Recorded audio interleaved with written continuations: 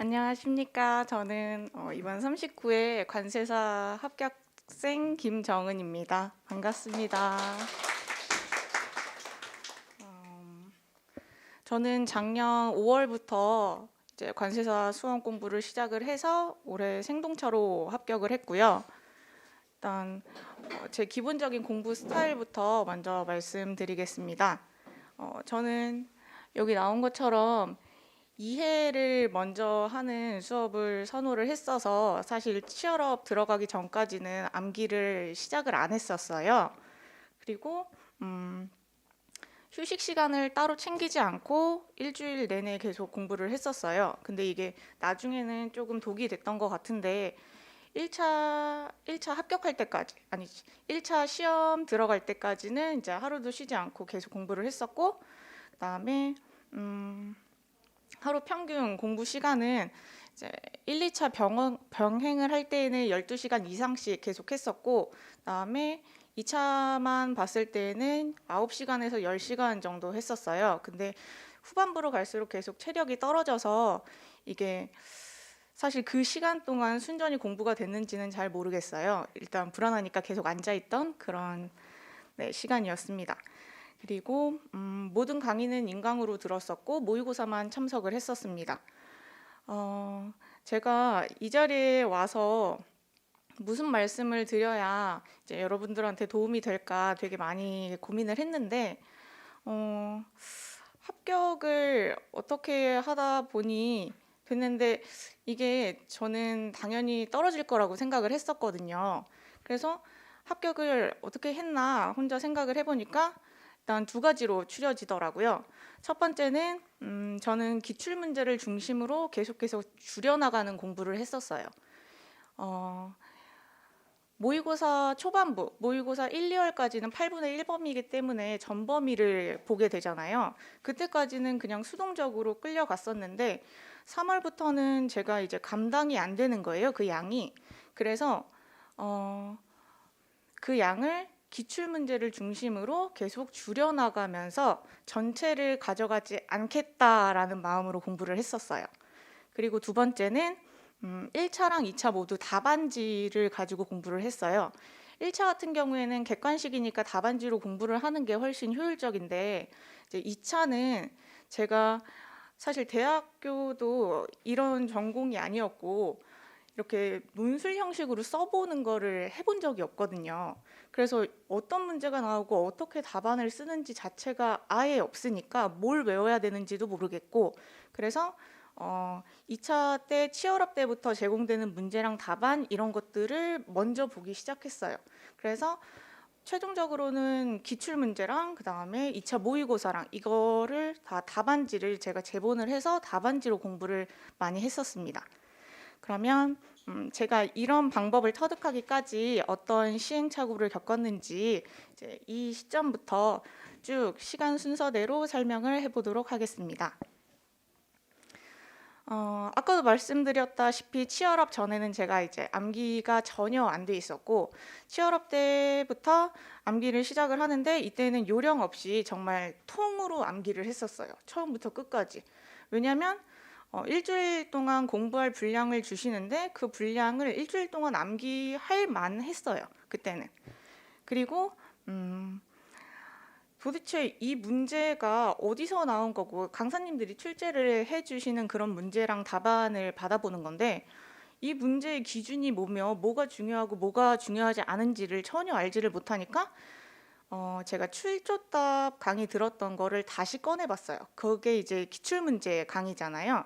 그래서 그 기출문제를 다시 파보기 시작했어요. 그리고 자료가 너무 많아지다 보니까 이때부터 단권화를 해야겠다라는 생각을 했어요.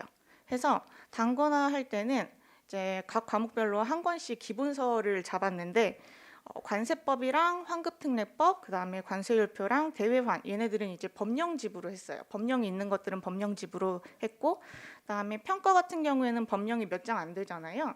그거랑 그다음에 황성택 선생님 노트 그게 이제 치얼업 때 자료로 나왔던 걸로 기억을 하는데 그거를 제본을 해서 그것만 봤어요. 그리고 실무는 이론 같은 경우에는 시작을 하면은 끝도 없이 번질 것 같아서 그 출조딱 강의, 그러니까 기출문제에 나왔던 이론만 보기로 했어요. 그리고 협약은 다 원문으로 프린트를 해서 봤어요.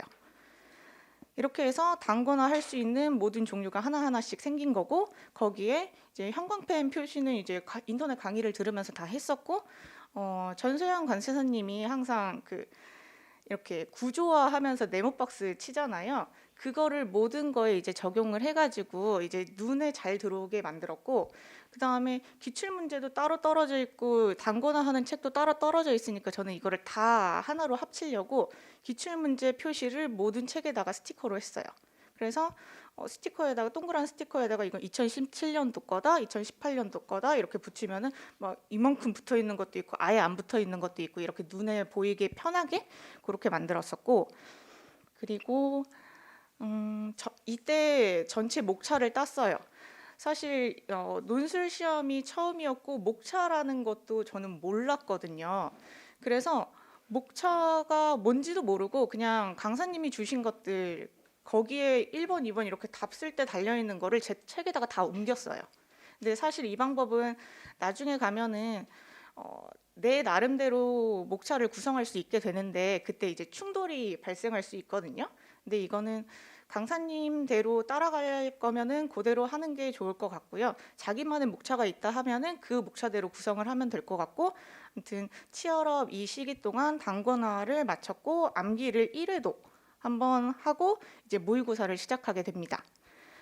모의고사 1, 2월 때에는 저는 치얼업에 엄청 의지를 했던 사람이라 그 모의고사 시작할 때 모의고사 치얼업이라는 거를 따로 이제 신청을 받으시더라고요. 그래서 이번에는 답지는 제공은 안 해주시고 문제만 예상 문제를 몇 배수로 해서 주세요. 그러면 저는 이제 거기에 맞춰서 공부를 하면은 이제 첫째 주, 둘째 주 이렇게 가면은 이제 답을 쓸 수 있게끔 했는데 첫 주에 가서 1회차 때 갔는데 4등을 했어요.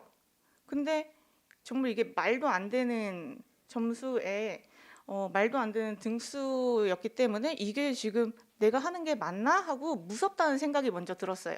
왜냐하면 저는 문제를 미리 받아봤고 답을 다 준비해서 그걸 외워서 4등을 한 건데 남들은 아무것도 모르는 상태에서 그 점수를 받았다는 거잖아요.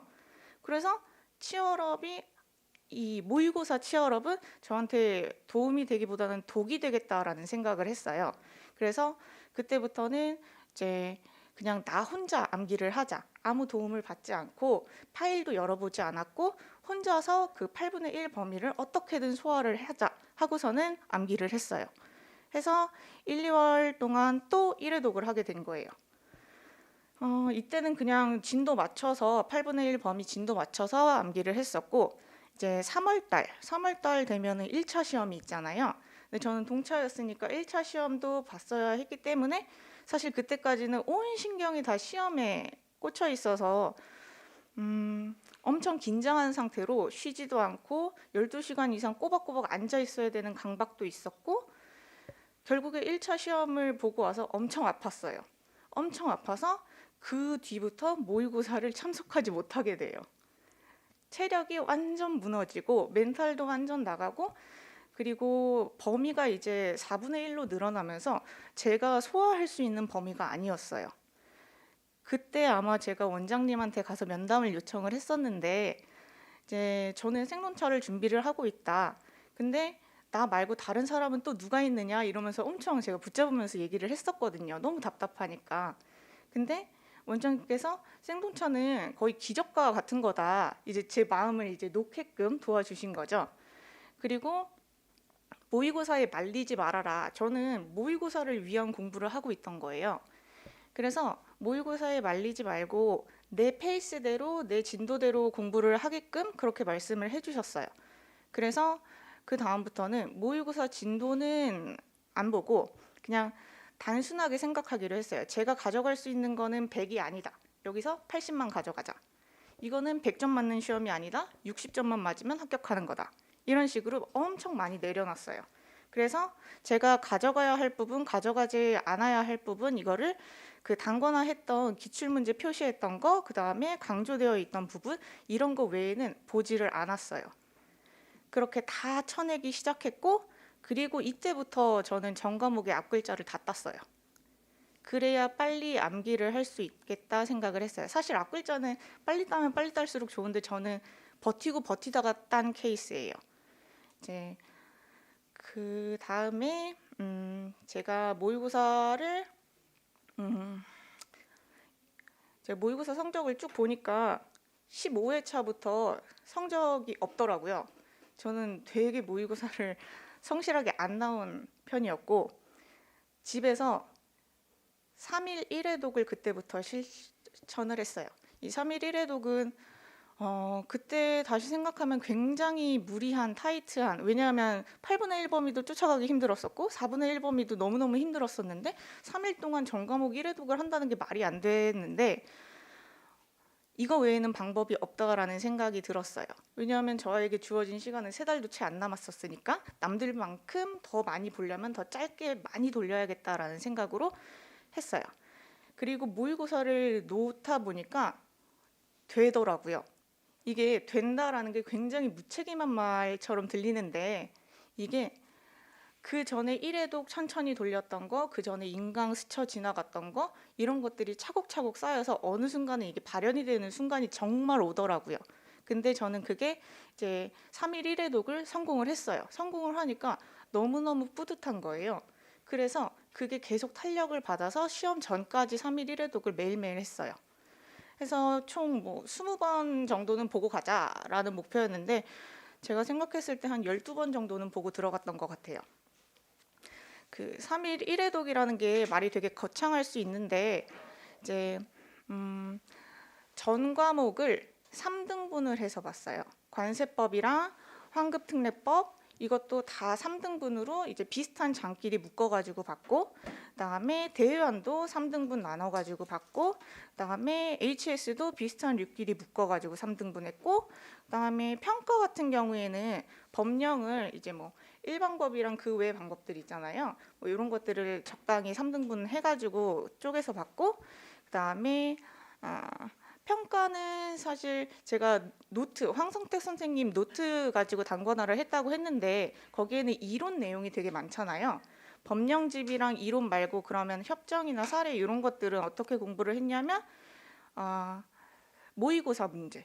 모의고사 문제를 제가 다 답안지로 공부했다고 말씀드렸잖아요. 그래서 그거 돌리는 거, 그다음에 기출 문제 돌리는 거 이런 식으로 사례 공부를 했었어요.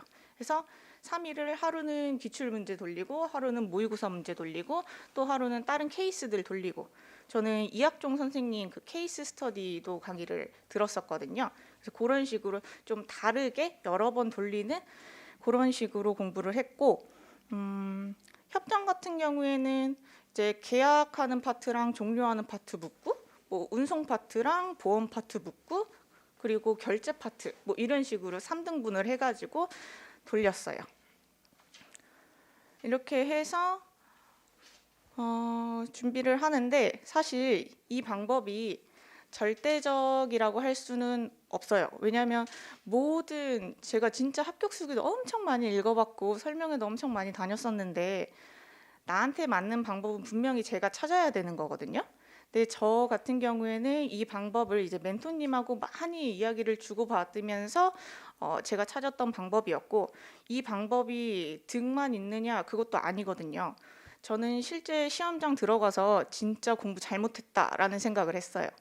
왜냐하면 빨리빨리 외워야 했기 때문에 인풋만 강조하는 방법이었던 거예요. 3일 동안 사실 이 모든 전체 과목을 돌린다는 게 정말 숨이 벅차거든요. 왜냐하면 저는 누가 쫓아오는 것처럼 공부를 했어요. 스탑워치를 켜놓고서는 항상 시간 안에 들어와야 된다 해가지고 뭐 환특법은 30분, 뭐 관세법은 2시간 반, 뭐 이런 식으로 딱딱딱딱 정해놓고 그 시간 안에 무조건 끝내는 거예요. 그러니까 눈에만 계속 바르는 공부를 했던 거예요. 그 시간에 제가 아웃풋을 연습을 하면은 이게 시간이 계속 딜레이 되면은 그 하루의 전체 과목을 못 보게 되니까. 근데 이게 시험날 어떻게 나타났냐면 앞글자만 생각나는 거예요. 그래서 저는 앞글자만 쓰고 나온 과목도 있어요. 그리고 제가 100 중에 80을 가져간다고 했었는데 분명히 20에서 제 뒤통수를 칠 거라고 생각을 했는데 그게 첫 번째 관세법부터 뒤통수를 쳤고 그리고 뒤로 갈수록 이거 한 번 더 볼 걸. 이런 문제들이 되게 많았고 그리고 제가 모의고사를 성실하게 참여하지 않았기 때문에 이런 일이 일어났지만 모의고사 때 했던 실수를 똑같이 반복을 했어요. 시간 안배를 실패를 했고 그래서 HS 같은 경우에는 정말 덜덜덜 떨면서 답안지를 썼거든요. 마지막에. 그리고 평가 같은 경우에는 제가 항상 시간 안에 들어오지 못했었는데 실제 시험장에서도 한 문제를 버리고 시작을 했어요. 근데 이게 되게 습관이 무서운 게 다 풀어야지? 생각만 다 풀어야지고 일단 한 문제는 제끼고 들어가더라고요, 제가. 이런 식으로 굉장히 단점이 많았던 방법이지만 어찌됐건 이 방법이 저한테는 제일 맞았었고 그리고 제가 시험장에서 나오면서 이런 실패했던 기억들 아쉬웠던 부분들이 계속 생각나면서 2회 때는 반드시 버리는 부분이 없게 하자. 버리는 부분 없이 하고 그 다음에 인풋은 이 정도면 됐다. 아웃풋을 열심히 하자. 이렇게 다짐을 하고 나왔었거든요. 과연 이 이야기가 여러분들에게 얼마만큼 도움이 됐을지 모르겠지만 이 시기부터 굉장히 이제 혼란스러울 거고 암기량이 계속 많아질 텐데 사실 못할 게 없다라고 생각을 했고 그리고 저는 멘토님한테 엄청 감사한 게 이 시기부터 멘토가 배정이 되잖아요. 네, 전 멘토님이 이제 생동차를 준비하셨던 분이었고 소수점 차이로 떨어지셨던 분이라 그 분이 저한테 모든 노하우를 주셨었거든요. 그래서 멘토님을 의지하고 이제 비슷한 성향의 멘토님과 이제 잘 모의고사까지 진행을 하다 보면은 좋은 결과가 있을 거라고 생각을 합니다. 안녕하세요. 네. 밖에서 다 들었어요. 저 창피한 거 밖에서 다 말씀하셔가지고 원래 그렇게 운 거 얘기 안 하려고 했는데 네, 그렇습니다. 자, 그래서 한번 제 얘기를 시작해 볼게요. 그러면 네, 안녕하세요. 저는 이번에 39기로 합격을 했고요. 그러면 오늘로 5일차 관세사예요. 그리고 이렇게 만나 뵙게 돼서 너무 반갑고 너무 반가운데 제가 이맘때쯤 뭐 했는지 생각하니까 너무 마음이 아프고 이번에 제가 1, 2차 합쳐서 한 1년 6개월 정도 공부를 했는데 그러니까 여기 앉아있는 분들 다 거의 대부분 20, 30대실 거잖아요. 지금 한창 신나게 즐겨도 모자란 나이에 4월부터 못해도 7개월 정도는 다 공부를 하셨을 텐데 앞으로는 또 8개월 정도 더 가야 되고 이러니까 너무 마음이 아프지만 제가 오늘 참고될 만한 얘기 들려드리면서 그 시기를 조금이나마 어떻게 줄여드릴 수 있을까 생각을 하면서 나와봤어요. 그래서 오늘 저는 어떤 얘기를 해드릴 거냐면 근데 저는 오늘 하루에 뭐 몇 시간 공부해야 된다, 뭐 하루에 몇 과목 공부해야 된다, 뭐 회독은 몇 번 해야 된다 이런 얘기는 저는 못 드릴 것 같은 게 왜냐하면 이게 제가 관세사 시험에 합격하는 데 있어서 필수 불가결한 요소는 아니라고 생각하거든요. 왜냐하면 나는 해도 30번 돌렸어. 그럼 대충 돌렸을지 내가 정말 꼼꼼히 돌렸을지 이거는 천지 차이니까. 근데 물론 뭐 시간을 효율적으로 써야 되고 그리고 네 과목 모두 정성을 들여야 된다 뭐 이런 거에는 무조건적으로 동의를 해요. 근데 이런 구체적인 거는 결국에는 이제 사람 바이 사람이기 때문에 이런 게 아니라 이제 저는 이제 작년 11월, 12월을 어떻게 이제 관세사 시험이 어떤 것인가에 대한 이제 근본적인 고찰을 가지고 어떻게 제가 보냈는지 그리고 이제 앞으로 솔직히 말하면 8개월 후의 시험보다는 당장의 1월에 이제 모의고사를 어떻게 볼 것인가에 관해서 걱정이 다들 많으실 거라고 생각해요. 그래서 그런 걸 어떻게 할까 고민을 하면서 임했는지 앞으로 나아갈 좀 방향성을 구체적으로 제가 2달 동안 뭘 해야 될지 제가 말씀드리려고 이제 인사이트를 좀 드리려고 나왔어요. 자, 그러면 여러분 우리 시험은 무조건 암기를 잘해서 그러니까 무식하게 암기를 해서 그거를 시험장에서 출제자가 묻는 파트를 잘 쓰고 나오면 붙는 거예요. 다들 알고 계실 텐데 근데 이제 문제는 그 잘 쓴다의 완성도가 어느 정도 되느냐에 관해서 아직은 좀 두루뭉실할 거라고 생각을 해요. 그러니까 그 잘 쓴다의 완성도가 어떤 정도이냐? 과연 복붙할 수 있어야 할까요?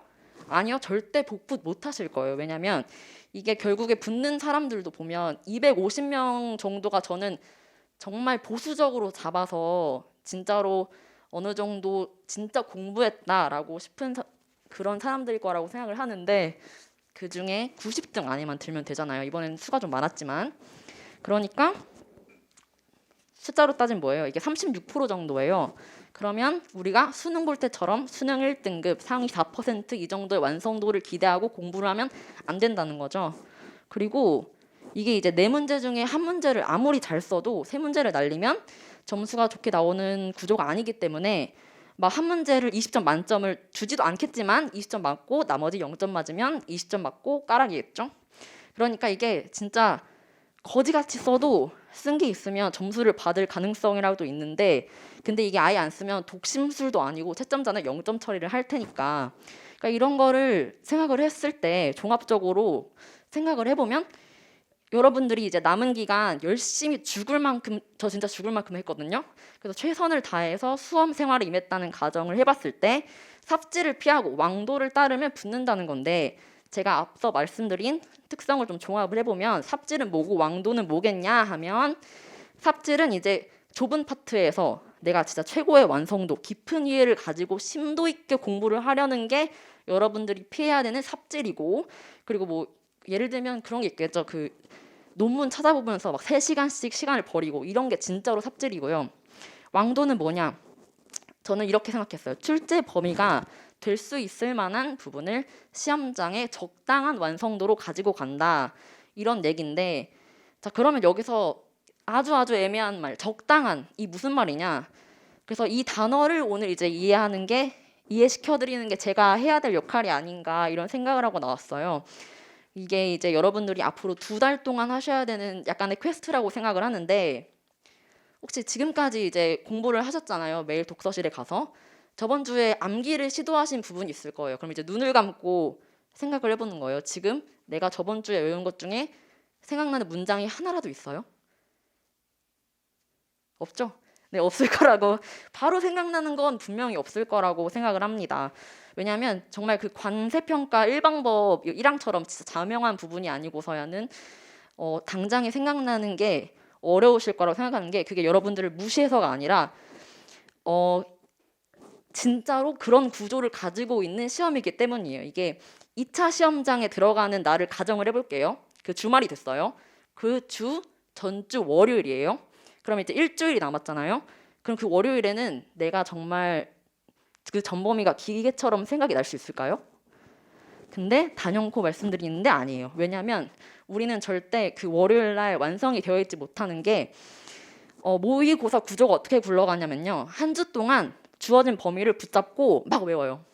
뭐 8분의 1이면 8분의 1, 4분의 1이면 4분의 1 이렇게 외우게 될 텐데, 주말에 시험 보고 났어요. 그리고 이제 엄마랑 같이 막 밥을 먹어요. 그러면 그 다음날 까먹어요. 진짜 제가 무역 실무 같은 경우에는 1등을 한 번, 두 번 정도 한 적이 있었던 것 같아요. 근데 그 주에도 똑같이 까먹었어요. 온전히 못 갖고 가요. 그러면 그 다음 주 일주일 동안 또 시험 볼 범위를 달달달 외우고 시험 보고 까먹고, 이게 자괴감이 들겠지만 정상입니다. 왜냐하면 원래 그런 시험이니까요. 이제 가시면 겪게 되실 건데, 그게 이제 무한 반복이 되면서 그 주기에 이제 탄성이 생겨요. 그래서 4달 볼 걸 3달 보고, 3달 볼 걸 2달 보고, 1달 보고, 2주 보고, 그리고 이제 종국에는 일주일 안에 그 범위를 다 볼 수 있을랑 말랑 간당 하다가 시험장 딱 들어가서 그걸 무아지경으로 막 써요. 그러면 그렇게 해서 나오잖아요. 그럼 어지간하면 합격하는데, 이 시험의 구조라고 저는 생각을 합니다. 그러면 이런 시험이라면 우리가 지금 해야 되는 게 뭐예요?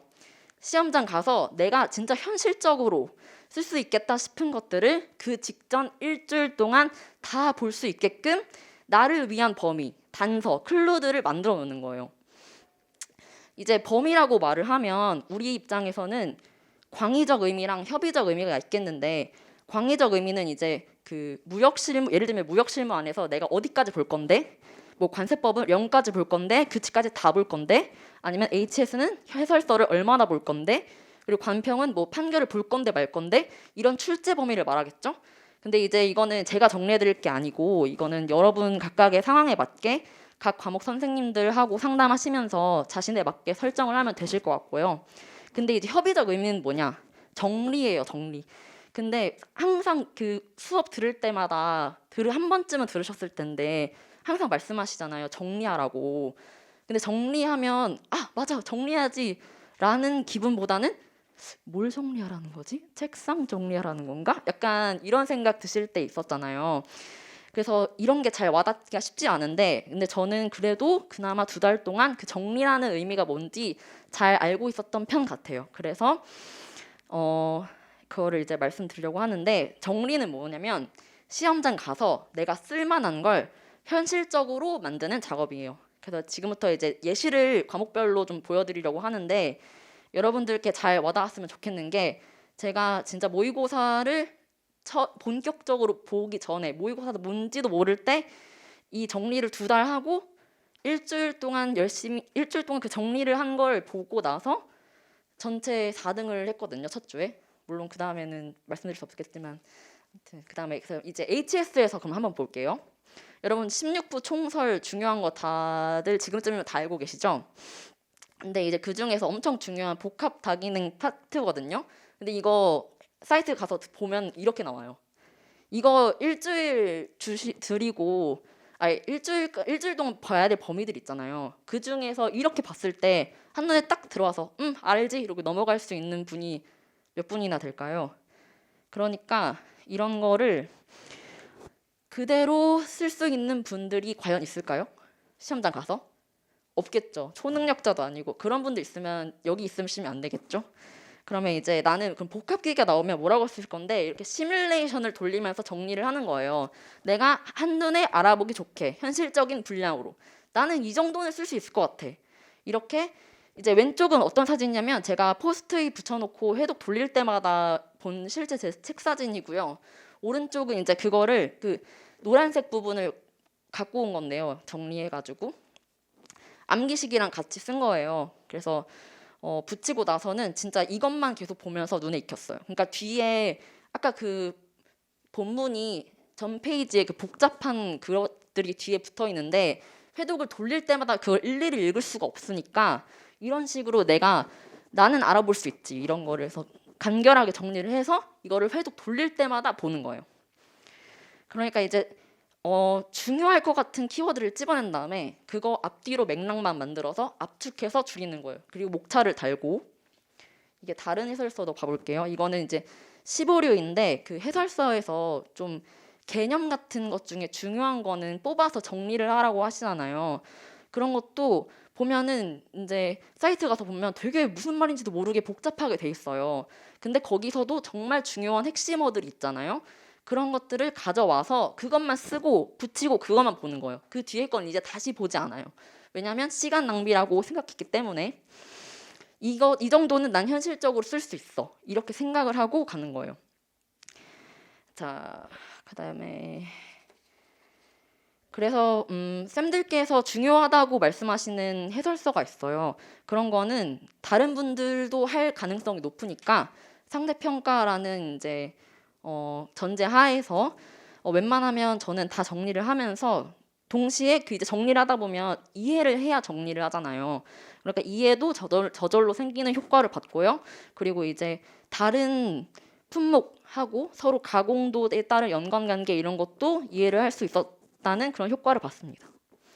근데 이게 이제 다른 과목도 똑같아요. 우리는 이제 결국에는 4과목 다 잘 봐야 되는 거잖아요. 그러니까 암기를 달달달 해서 시험장 가서 쓰고 나오면 그만이면 시험이니까 무시를 해서 한번 봐볼게요. 이게 협약이에요. 좀 복잡하게 생기긴 했지만 이게 그냥 그 CISG거든요. 이게 원문 그대로 외워라. 맞아요. 맞는 말인데 그대로 그 외우기 위해서 원문을 그냥 그대로 보면서 공부하는 건 가시성이 떨어지잖아요. 그러니까 저는 그 한 번에 볼 때 구조를 다 보고 어떤 키워드가 있는지 주어는 뭔지 이런 거를 빨리 보려고 원문에 이런 식으로 좀 주어마다 색을 달리 표시하고 그리고 이제 덩어리별로 이렇게 뭉쳐 있으면 문장 이렇게 끊어가지고 정리를 하고, 그리고 나 나름대로 목차를 붙이고 마음에 드는 걸로. 그리고 원문 옆에다가 보시면 그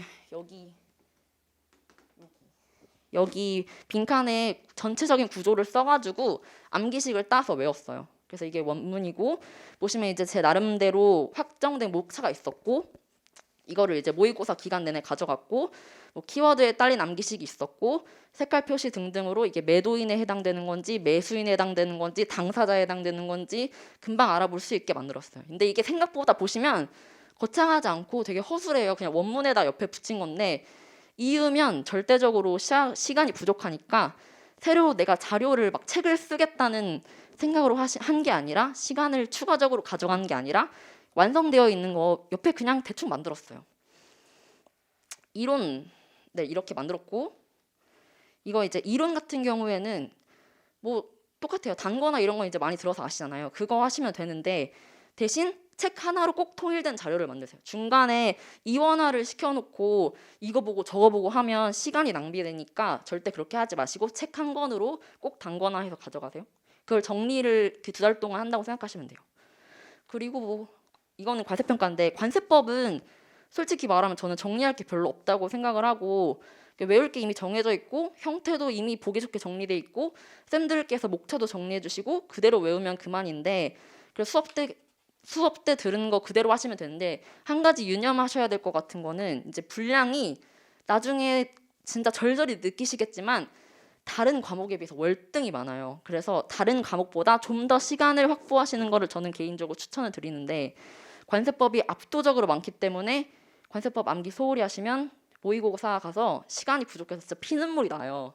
그게 제 얘기라고는 말씀 못 하겠어요. 네. 그래서 관세평가예요. 관세평가는 분량은 비교적 적은 편이에요. 그러니까 이제 쌤들께서 주신 자료가 있을 거예요. 저 같은 경우에도 치얼업 때 주신 자료덕을 굉장히 많이 봤는데, 우리가 기본 이론이나 심한 책 보면은 판결 같은 것도 있고 이게 뭐가 중요하고 이게 뭐가 중요하지 않은지 좀 판단이 안 설 수 있는데, 결국엔 법령집이라는 게 법령이니까 그대로 쓰는 게 중요하잖아요. 그거를 구조로 딱 잡고 거기에 이제 주신 자료에서 추가해서 넣는 거예요. 그래서 단권화를 해서 나중에 그걸 보면 하루 이틀 만에 봐요. 그럴 만한 자료를 만든다고 생각하시면 되는데, 그거를 이제 잘 안 와닿으실까봐 제 책을 가져갔어요. 이게 제 자료 사진인데, 이거는 주신 자료예요. 주신 자료에 제가 여기 옆에 보면 막 무슨 표시가 많잖아요. 이거는 제가 모의고사나 근데 모의고사 가기 전에 이제 2달 동안 열심히 붙여서 쓴 거예요. 예를 들면 이제 생산 지원 비용을 한다 그러면 법령 양도 많은데 일단 그거 다 외웠다 쳐요. 그러면 그것만 외웠다고 해서 점수가 잘 나오는 구조는 아닌 것 같아요. 왜냐하면 협정에서도 산발적으로 생산 지원 비용에서 써야 될 만한 개념들이 있기 때문에, 저 같은 경우는 이렇게 목차를 쭉 정리했을 때 고려사항이라고 해서 규칙하고 고시 플러스 알파로 이제 산발적으로 협정집에서 나오는 것들을 뽑아가지고 뭐 특장 독객 과공다 이런 식으로 암기식을 따서 붙여가지고 정리를 했어요. 그러면 이렇게 해놓으면 나중에 이제 회독도 빠르고 이것만 봐도 나중에는 1회독을 했다 이런 식으로 돌아가거든요. 그래서 이렇게 볼 걸 만드시는 게 저는 정리라고 생각을 합니다. 네, 이제 뭐 거의 다 왔는데요. 이런 식으로 2달 동안 정리 작업을 하시면 매일매일 12시간 부족하고, 저는 점심이랑 저녁도 웬만하면 안 먹었거든요. 집에 가서 그냥 야식 먹고 자고 다음날 아침에 일찍 와서 다시 공부하고 그랬었는데, 그렇게 2달이 가면 그 기본 이론이랑 심화만 듣고 나면 그냥 책만 딸랑 있잖아요. 그때랑은 다르게 눈에 이것도 너무 익어서 나중에는 눈으로 이렇게 훅 빨리빨리 그냥 막 미친 듯이 넘기기만 해도 머리에 막 들어오는 그런 자기 자신의 무기가 만들어져요. 그래서 모의고사 가서는 진짜 미친 듯이 암기할 시간밖에 없는데, 벌써부터 그런 모래알 같은 암기에 집착하시는 게 아니라 정리를 해두시고 모의고사 가서 암기를 하세요. 저는 그런 방법을 추천을 합니다. 그래서 네, 여러분 힘드시죠? 지금 되게 힘드실 것 같은데 앞으로는 더 힘들 거예요. 정말로. 네, 저는 11월, 12월 때 어떤 느낌이냐면 물에 잠겨가지고 까치발만 이렇게 한 다음에 코만 물밖에 나온 그런 기분 있잖아요. 그런 기분이었는데 모의고사 가서는 정말 익사 직전 사람처럼 느껴졌거든요. 그렇게 버티니까 근데 합격했습니다. 이게 8개월이 남은 게 아니라 이제는 2달 남았다고 생각을 하세요. 그 2달이 여러분의 승패를 좌우하실 거라고 저는 생각을 해요. 물론 저처럼 최선을 다해도 합격 발표 나는 그 1분 전까지도 매일 합격 확신하지 못하고 악몽에 시달리실 테지만 일단은 이 2달, 앞으로 2달을 믿고 내가 이제 6개월 동안 절절히 의지할 정리를 하시면서 옳은 방향으로 최선을 다하시면 내년 이맘때쯤이면 정말 새로운 공기를 마실 거라고 제가 장담합니다. 그래서 화이팅 하시고 한번 2달 동안 잘 해봅시다. 네, 긴 얘기 들어주셔서 감사합니다. 감사합니다.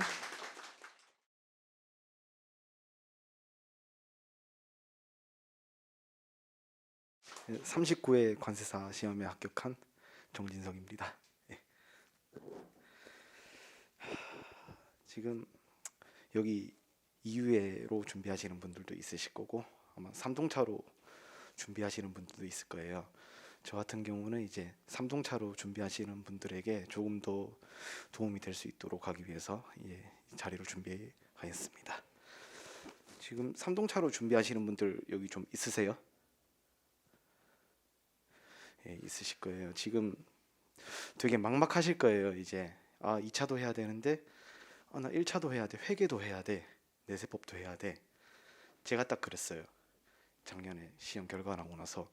그리고 특히나 저 같은 경우는 무역 영어도 너무나 걱정이 많았는데 영어가 제가 기본적인 독해도 안 되는 수준이라 많은 걱정이 있었습니다. 하지만 이제 공부하시다 보면은 무역 영어가 혹시나 안 되시는 분들도 이게 아실 거예요. 이게 영어가 문제가 아니었구나. 협약 내용이 내가 암기가 부족했구나, 이해가 부족했구나. 딱 와닿으실 거예요. 그래가지고 꾸준히 하시다 보면은 아마 걱정 없이 헤쳐나갈 수 있지 않을까. 예. 공부 방법은 아마 관세법부터 제가 말을 해보도록 할까요? 관세법 지금 혹시 다 법령집으로 다 공부하고 계시나요? 관세법을 제가 법령집으로 공부하는 걸 추천드리는 게 기본서로 하다 보면은 법령의 구조들을 파악하기가 되게 힘들어요. 왜냐하면 법령집 같은 경우에는 이제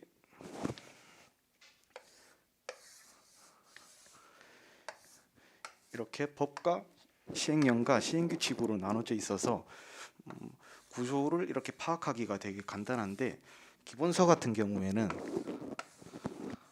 그냥 줄글로 그냥 마냥 이렇게 나열이 돼 있기 때문에 딱 내가 답안을 서술하려고 했을 때 이런 것들이 떠오르지가 않아 가지고 아마 서술하기가 되게 힘드실 거예요.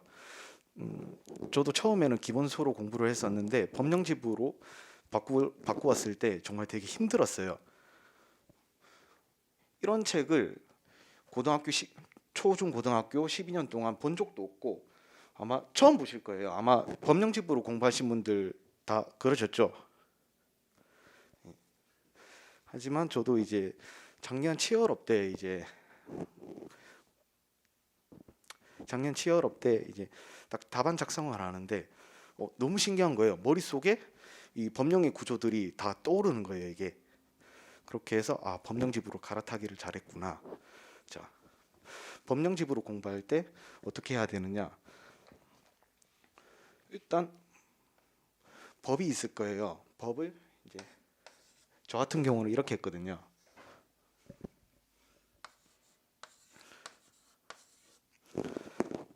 법은 기본적으로 조 밑에 항이 붙어 있는데 우선 이 법이 몇 항까지 있나, 그리고 이 항들이 무슨 내용들을 이야기하고 있나, 이런 걸 먼저 파악을 하고, 이런 것들이 파악이 되고 나면 이 법에서 이야기하는 것들이 시행령에서는 또 어떻게 나와 있나, 시행규칙에서는 어떻게 나와 있나, 이런 것들 위주로 확인을 하고, 이제 모의고사 들어가기 전에 지금 이런 것들이 다 파악이 되셔야 아마 모의고사 들어가서 이제 암기가 원활하게 될 거예요.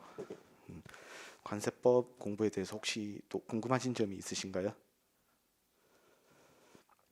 그리고 관세율표로 넘어가자고 하면 관세율표 같은 경우에는 우선 관세율표 처음 접하실 때 어떠셨을 거예요? 어떠셨을까요? 저 같은 경우는 관세율표를 처음 봤을 때 뭐 이런 게 다 있나 싶었거든요. 그리고 이걸 도대체 어떻게 외워? 그리고 학원에 걸려 있는 모범 답안을 봤을 때 이 사람은 도대체 어떻게 암기를 했길래 이걸 다 쓸 수 있는 거지라고 생각을 했었거든요. 관세음표도 마찬가지로 생각보다 구조화가 되게 중요한데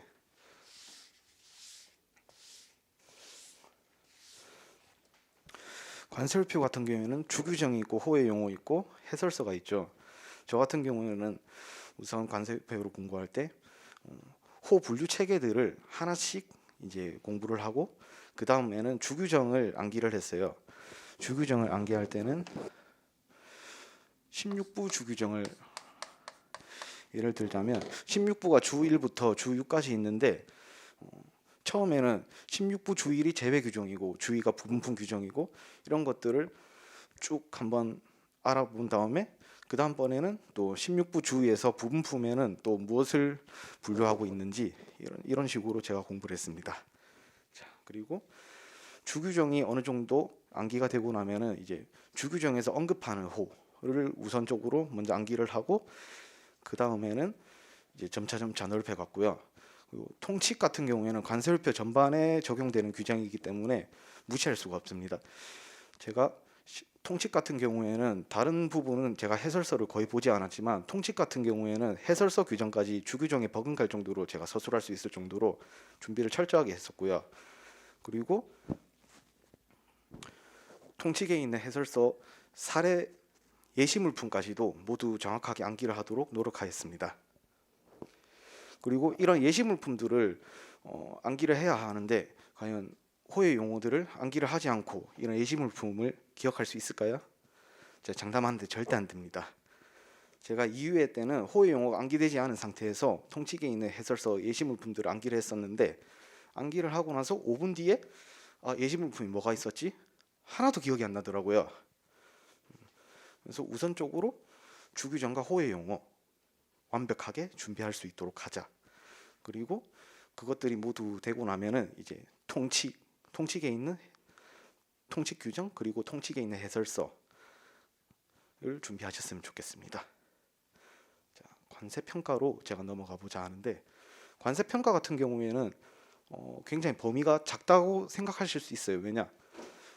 어떻게 보면 관세법 30조부터 35조까지밖에 없다고 볼 수 있는 거거든요.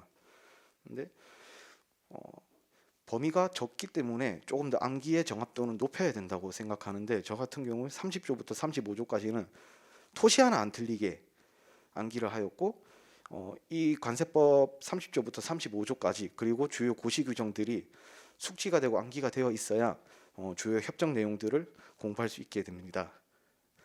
그리고 이렇게 암기가 되고 나면 이제 가격 조정 약관이라든가 분할 산정 물품에 대한 평가 방법이라든가 이런 것들로 범위를 점점 넓혀가심이 맞다고 봅니다.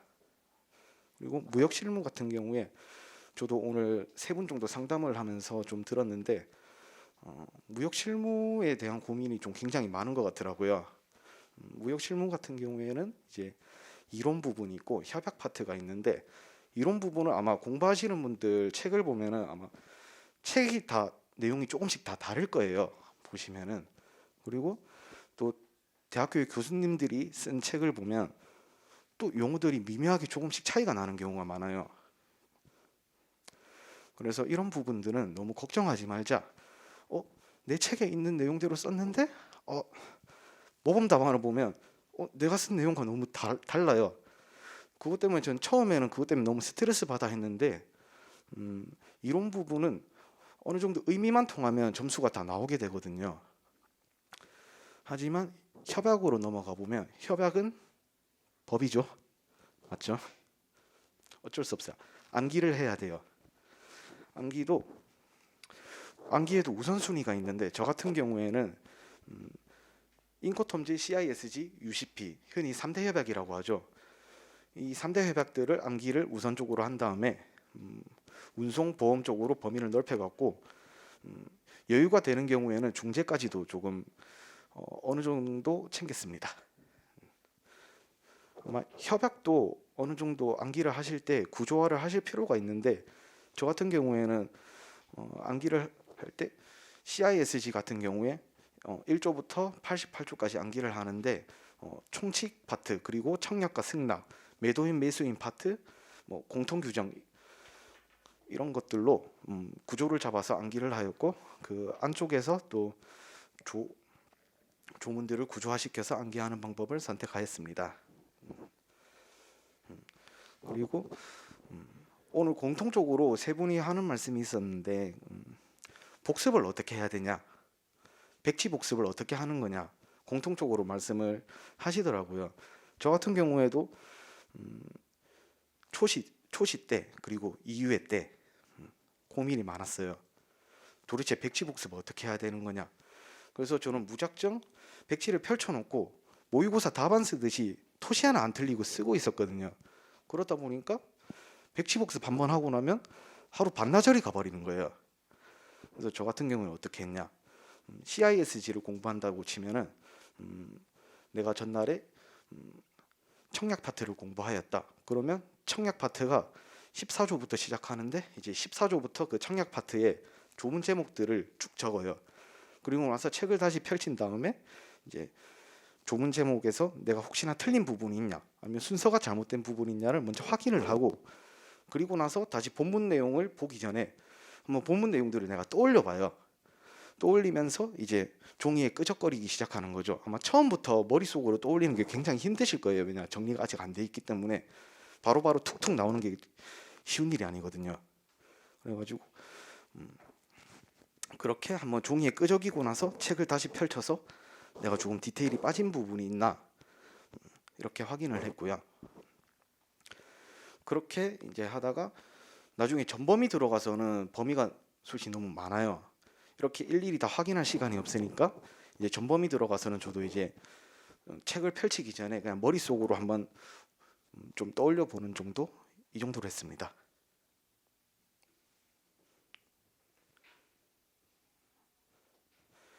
그리고 암기가 도대체 언제 끝나요?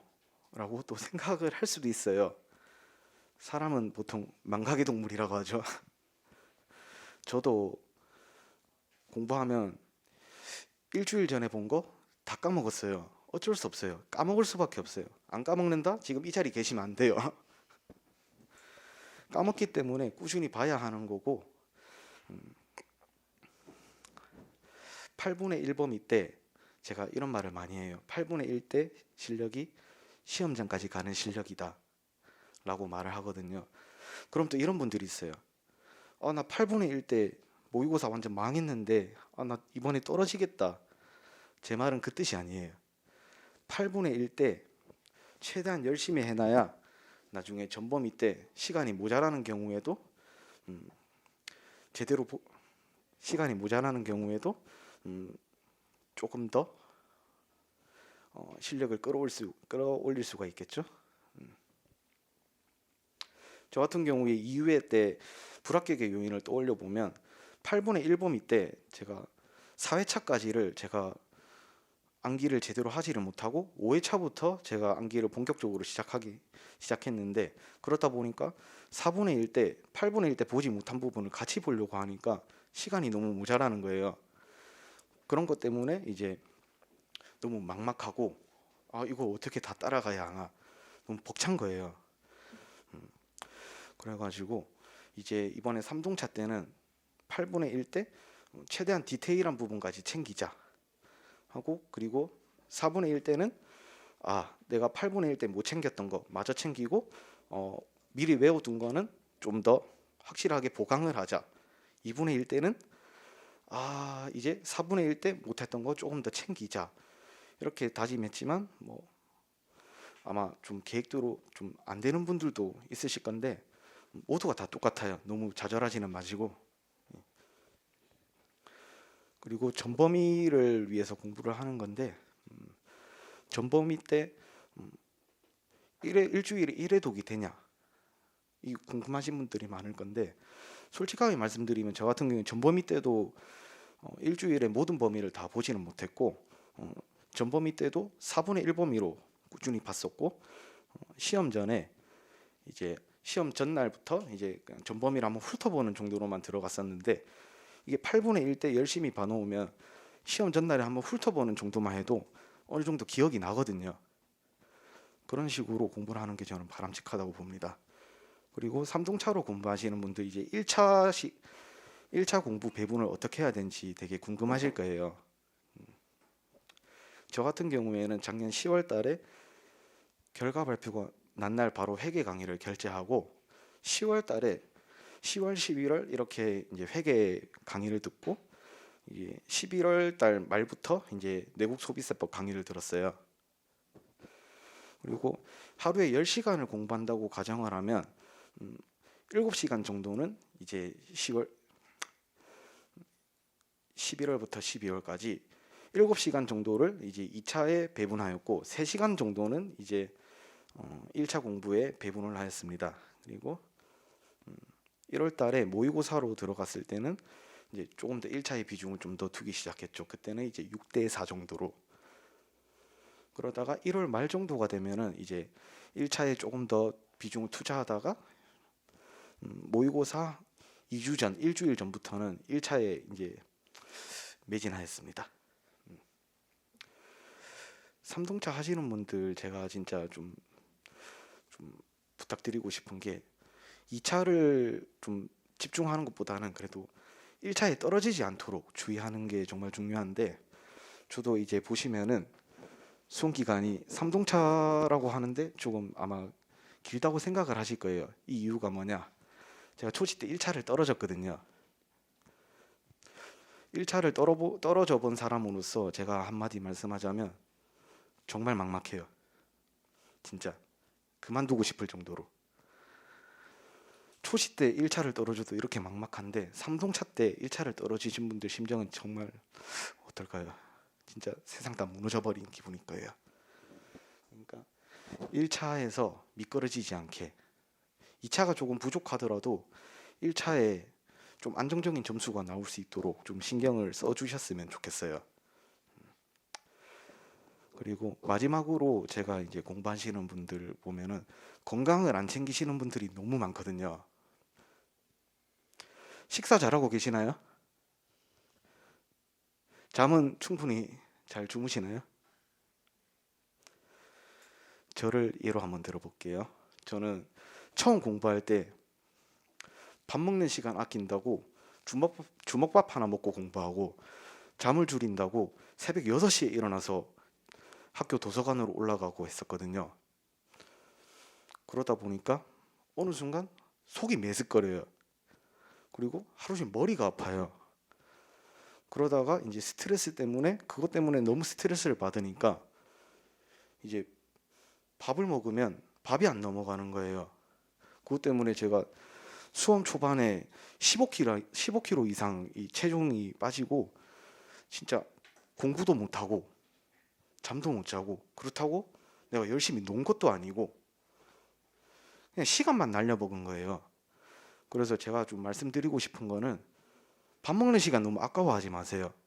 밥 잘 챙겨 먹고 그리고 일주일에 하루 정도는 휴식을 좀 가져주고 잠 충분히 자고 정말 그랬으면 좋겠어요. 제가 너무 힘들었기 때문에 다른 분들은 저처럼 이런 힘든 시기를 안 겪었으면 좋겠다 하는 마음에 제가 조언을 드립니다. 자, 저 오늘 여기까지 하겠고 부족한 제 말씀 들어주시느라 정말 감사합니다.